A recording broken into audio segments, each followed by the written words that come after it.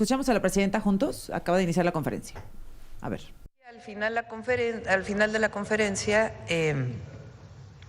están aquí los representantes de o más bien la delegación que va a ir a las Olimpiadas de Invierno,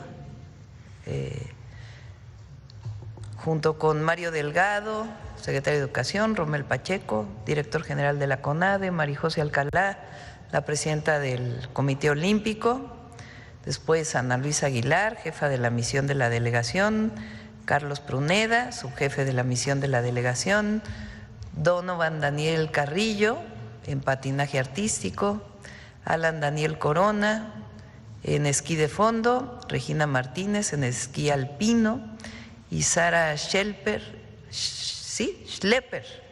en esquí alpino. Ellos son quienes nos van a representar en las Olimpiadas de Invierno. Entonces, al final de la conferencia, Rommel nos va a platicar cómo es la representación y vamos a hacer el abanderamiento formal de la delegación que se va para allá.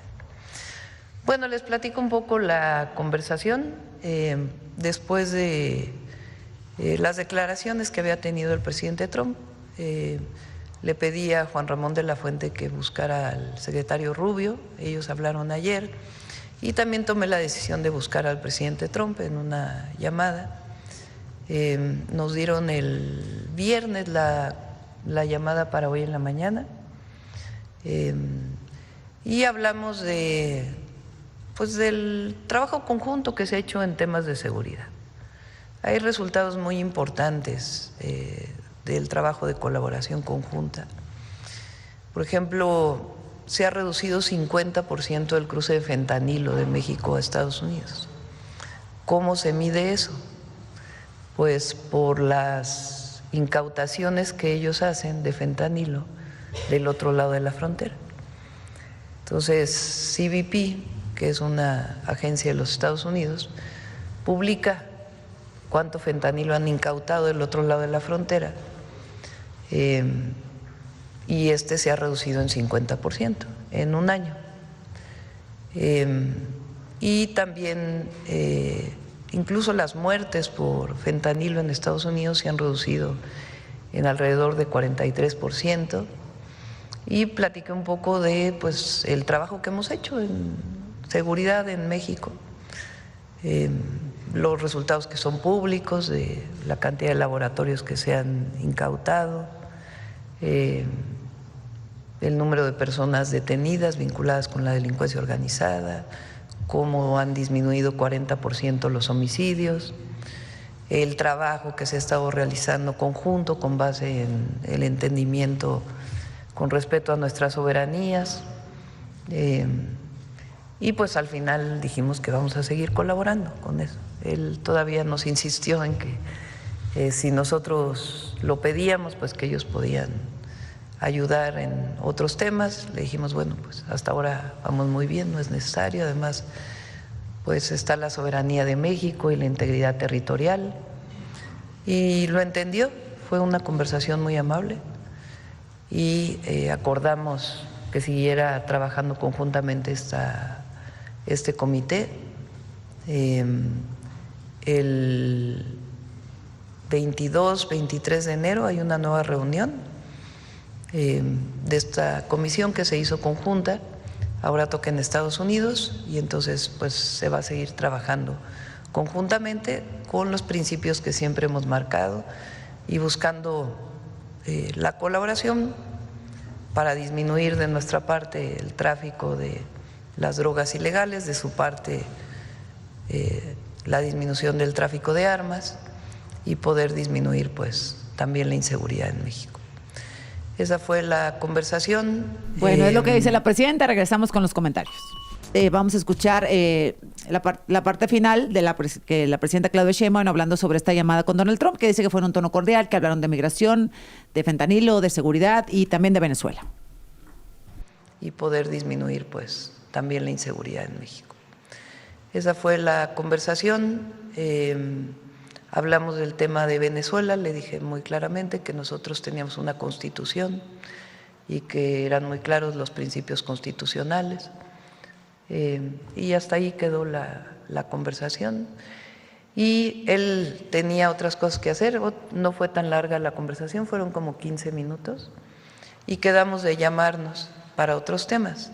Le planteé que hay otros temas pendientes, como el tema del comercio, me dijo que sí, que lo tenía muy claro, que hablábamos pronto, y por supuesto también el tema de las mexicanas y los mexicanos allá, y quedamos de seguir platicando y hablando para hablar de todos los temas necesarios en la relación bilateral.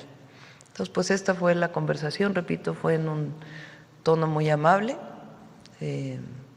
y pues no hay mucho más que informarles sobre este tema. No sé si pasamos a las preguntas, si ustedes quieren. Bueno, pues ahí quedamos con lo que dijo la presidenta. ¿Qué opina Rubén? ¿Algo que resaltar? Perdóname, Emilio. Bueno, dale. Yo creo que esos son los puntos claves de la agenda de México-Estados Unidos.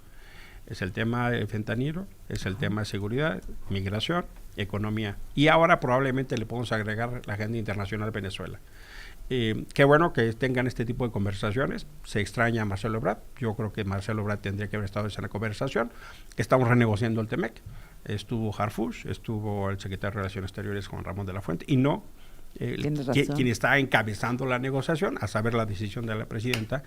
Pero sí creo que el gobierno de México puede tener muchísimo más proactividad. Hay problemas comunes. El problema del narcotráfico y fentanilo es común. El problema de la violencia es común. El tema de la renegociación en la negociación económica es fundamental. Y por eso me parece que si Claudia Sheinbaum dice se puede hacer mucho más, claro que se puede hacer mucho más. Y quisiéramos un gobierno que hiciera eso y que rompiera los pactos de corrupción e impunidad. Y eso es algo que no está pasando. Y vemos estructuras políticas enquistadas en el partido y en el gobierno. Morena tiene un pacto criminal que se tiene que romper y por eso hay una enorme presión del gobierno de Estados Unidos. Me parece entonces que si queremos evitar los bombardeos, México tiene que actuar, pero por defensa propia de sus ciudadanos, no porque Donald Trump presione, sino para que no haya desaparecidos, para que no haya homicidios, para que no haya extorsiones, para que no haya una gobernanza criminal. Por eso tendríamos que estar actuando por interés propio. Rubén. Bueno, yo escuché mucha corrección política en las palabras de la presidenta. Me gustaría esperar a ver cuál es la versión del gobierno norteamericano, porque no una, sino muchas veces no ha coincidido lo que se nos dice acá de lo que luego se difunde allá. Vi a una presidenta que nos dice que habló de 3 temas, ya lo dijo Emilio, no estaba ahí el señor secretario de Economía. Vi la posición, y la observación no es mía, sino es de un buen politólogo que tengo aquí a mi izquierda, a la derecha de la presidenta, sí. Harfuch. Creo que es la persona fundamental en su gobierno. Creo que hay un nuevo cambio de materia de seguridad, o hay un cambio en materia de seguridad. Me gustaría que tuviera éxito. Sin embargo, ya he planteado que mientras no lo acompañen los gobernadores, mientras no se haga una reestructura de lo que es la Guardia Nacional, difícilmente va a avanzar. A mí me gustaría que esas posiciones que tiene la presidenta fueran acompañadas en el interior con un mayor diálogo, con estas comisiones bicamerales que ya les he señalado, con transparencia en las cifras y con la construcción de un México entre todos, no del que le conviene a un partido, e incluso ya dudo si a un partido, a los personajes dentro de un partido que en medio de la bronca, mira lo que hicieron este fin de semana, hacer politiquería. Me refiero a todos estos que salieron seguramente a defender cosas muy personales y no la soberanía. ¿Quieren defender la soberanía? Cambiemos la política alimentaria. ¿Quieren defender la soberanía? Cambiemos la política de seguridad, la política energética. Israel. Bueno, a ver, los datos ahí están, se comparten con el presidente y dice incluso nuestra presidenta que él reconoce que se está haciendo, que está enterado de eso y lo saben todas las autoridades de Estados Unidos porque hay una colaboración permanente con ellos. Hay intercambio de inteligencia y por eso sería un error, incluso hasta político, tratar de atacar puntos en nuestro territorio. Primero, porque hay una muy buena relación ya, hay resultados, y sería un error porque imagínate tú las dependencias mexicanas que intercambian tanta información, Sedena, Marina, con las autoridades de Estados Unidos, y que de repente esa misma información que tú compartes sea utilizada para invadir tu país. Eso generaría un daño muy fuerte en la confianza institucional y creo que eso lo tiene que tener presente Donald Trump. Perdóname, te interrumpo porque la presidenta habló de esto. Dice que no mencionaron nada sobre ataques a los cárteles en territorio mexicano. A ver. No lo dijo, me preguntó cuál era nuestra posición respecto a Venezuela. Le dije que es la posición pública, que nosotros tenemos una constitución, que estamos en contra de las intervenciones militares. Incluso dijo, bueno, entiendo que esa es su constitución y esencialmente esa fue la conversación sobre el tema de Venezuela.